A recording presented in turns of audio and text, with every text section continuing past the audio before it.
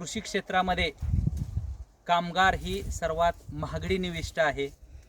भविष्यामध्ये कृषी क्षेत्रामध्ये कामगारांची आपल्याला खूप मोठ्या प्रमाणावरती कमतरता भासणार आहे. तर त्यासाठी शेतीमध्ये कोणतंही काम असो, द्राक्षबागेतील काम असो, डाळिंबातील काम असो, पेरूतील असो, केळीतील असो, कुठल्या पिकामधील कामं असतील, तर या कामांमध्ये कोणतं काम कधी करायचं हे शेतकरी बंधूंनी ठरवलं पाहिजे किंवा त्याला शास्त्रीय आधार घेतला पाहिजे की बाबा कुठल्या वेळेस कुठलं काम करायचं आणि कमी कामगारामध्ये ते काम कसं होईल याकडं आपण सर्वांनी लक्ष देण्याची गरज आहे.